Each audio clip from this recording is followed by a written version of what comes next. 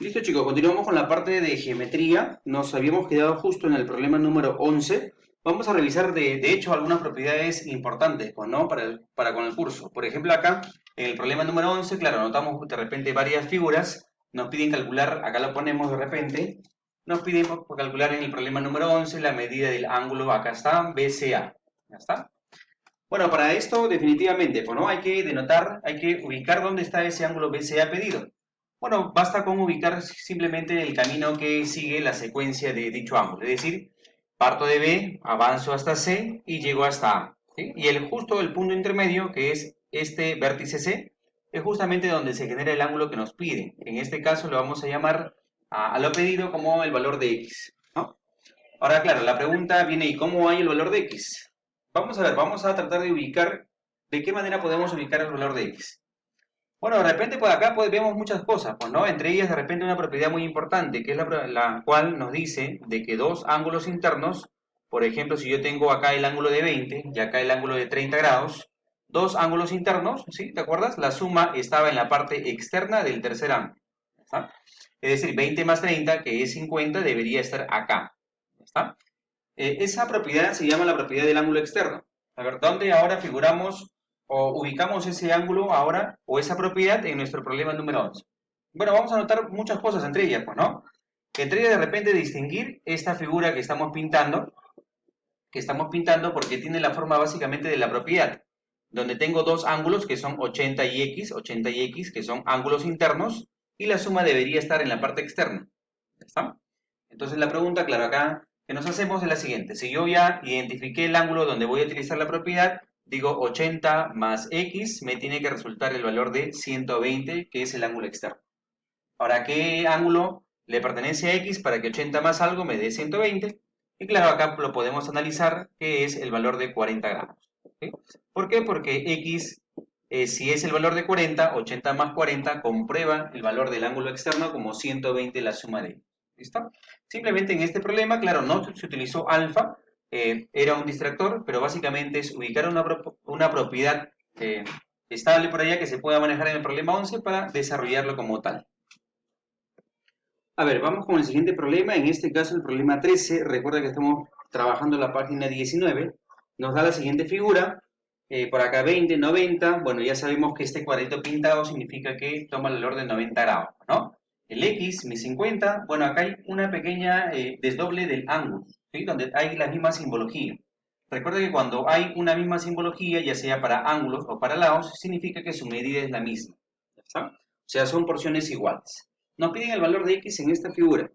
Bueno, ¿cómo trabajamos para el valor de X? Hay que notar de que X está en un triángulo, pues, ¿no? Efectivamente, lo primero que notamos es que X está en un triángulo respectivo. ¿Ah? Donde justamente uno de sus vértices tiene esta simbología, que es un puntito básicamente, que es parte de un ángulo. Pero claro, no tenemos datos de él, que significa que yo puedo atribuir una variable respectiva para cada porción que es la misma, ¿no? Por ejemplo acá, si yo le pongo alfa a esta porción por tener la misma simbología debería también ser el valor de alfa. ¿Ah? Ahora, ¿qué podemos manejar en este caso? Bueno, podemos manejar también siempre, no te olvides, si yo tengo una línea recta, trazo un segmento que cae de forma perpendicular, o sea, forma 90 grados hacia un lado, debemos sobreentender siempre de que hacia el otro extremo, como es media vuelta, como hay 180, también evidentemente se va a formar el otro 90 grados. ¿Ya está? Siempre cuando tengas una línea recta y se ha trazado un segmento perpendicular, forma 90 a un lado, también se debe formar 90 hacia el otro lado. Con esto que te quiero mencionar, básicamente de que si acá hay un 90, esta es la recta, se traza un segmento perpendicular 90, acá hacia el otro lado también debería haber el otro 90. ¿Está? Pero claro, como ya tengo una porción de ese 90 que vale 20, puedo yo ubicar cuánto es la medida de esa otra porción que me falta. Bueno, si digo si todo vale 90, ya tengo 20, lo que me faltaría en esta porción que estamos señalando sería el valor de 70. Porque 20 más 70 completamos el 90. ¿Está? Ahora, ¿para qué nos sirve esa parte? Bueno, para de repente ubicar esta figura. Lo vamos a ubicar, resaltar de un color rojo de repente y notar que en esta figura tenemos dos ángulos internos, 50 y 70, y justo tengo mi ángulo externo que sería todo este 2 alfa, que lo vamos a señalar, ¿no? Todo esto de acá que estamos señalando sería el ángulo externo de mi tercer ángulo para la propiedad que estamos señalando de color rojo, ¿no? donde los internos son este angulito, que es 50, 50, más este otro angulito interno al triángulo rojo, 50, 70, más 70. Habíamos dicho que la suma de dos internos me da el ángulo externo por allá, que justamente es el tercer ángulo externo, que acá lo hemos marcado como el valor de 2 veces alfa, ¿no? Bueno, y a esto ya podemos decir 50 más 70, el valor de 120, desarrollar básicamente la ecuación para ubicar el valor de alfa, que sería 120 entre 2 como el valor de 60. Y ya tengo alfa automáticamente. Y claro, ahora diremos, ¿y para qué nos sirve alfa? Bueno, porque recordemos que X participaba, acá lo sacamos si es posible aparte, X participaba en un triangulito donde tenía X en un vértice, tenía acá, lo sacamos, 20 al otro vértice, y tenía justamente este alfa en el tercer vértice, que no sabíamos cuánto valía. Sin embargo, ya por operaciones hemos encontrado de que alfa es igual a 60. ¿Está? Y nosotros sabemos que la suma de los tres internos es igual a 180. Entonces diremos, bueno, yo ya tengo 60, yo ya tengo 20, 60 más 20 son 80. ¿Cuánto le falta 80? Que es justamente el valor de X para completar que la suma de internos es 180. Claro, si yo ya tengo 60 más 20, que es 80, 80, ¿cuánto te falta para 180? Le falta el valor de 100. Y justamente ese valor de 100 le debe corresponder a X. Para que 100 más 80, 180 de los ángulos internos de un triángulo cualquiera. ¿Está? Que es básicamente el problema número 13. A ver, en el problema número 15, el siguiente impar nos dice en la página número 20, esto está en la página número 20, dice hallar la medida del ángulo interno de un triángulo rectángulo isósceles. Bueno, el nombre nos dice bastante, es un triángulo, ahí está, es rectángulo porque tiene un ángulo recto, es decir, hay un ángulo que tiene la medida de 90 grados, según la simbología, y además nos ha dicho claramente de que es isósceles. Recuerda que un triángulo rectángulo isósceles, sus dos lados adyacentes al ángulo de 90, son justamente, tienen la misma medida. ¿Ya está? Y además se sabe que en un triángulo isósceles, a lados iguales, se le ponen ángulos iguales. A él se le pone X, como notamos, y a él también se le pone X. Es la característica de un triángulo isósceles. ¿Ya está? La pregunta es, ¿cuánto es el menor ángulo interno de dicho triángulo rectángulo isósceles? Bueno, hay que recordar un triángulo especial e importante. Chicos, siempre que tengas un triángulo rectángulo y te diga que es isósceles, sí o sí, hay que recordar que es el único triángulo rectángulo isósceles que existe, que conocemos aquí, es el triángulo de 45 y 45. ¿Ah? Bueno, ¿por qué? Evidentemente por acá, porque si ya tengo un 90, este par me debe sumar el otro 90. Recuerda que la suma es 180, ¿no? Si yo ya tengo un 90, el otro par me debe sumar justamente el otro 90, ¿sí? Que sería este par. ¿Está? Ya tengo un 90, este par debe sumarme 90. Pero claro, como ese 90 se va a repartir en dos ángulos iguales, significa que el 90 se reparte en mitad para él y mitad para él, por ser porciones iguales. Es por eso que la mitad de 90, que es 45, se va para uno y se va para el otro, ya que es el mismo ángulo. ¿Está? O sea, siempre que tenemos un triángulo rectángulo isósceles, el único que existe es el triángulo de 45 y 45, no hay otro. Ahora, la pregunta es la siguiente, dice, ¿cuál es el menor ángulo interno de dicho triángulo rectángulo isósceles? Bueno, los ángulos internos, por acá, los menores posibles, entre 90, 45 y 45, ¿cuáles son? Bueno, evidentemente tenemos dos ángulos internos por allá que son los menores, 45 y 45. Bueno, ¿cuál escojo? Bueno, evidentemente por acá el ángulo menor que me están pidiendo es justamente ese valor, ¿no? Ese valor de 45 grados. Si se repite no hay problema, igual tomamos el menor, que en este caso vendría a ser el valor de 45 grados. Para la pregunta número 15.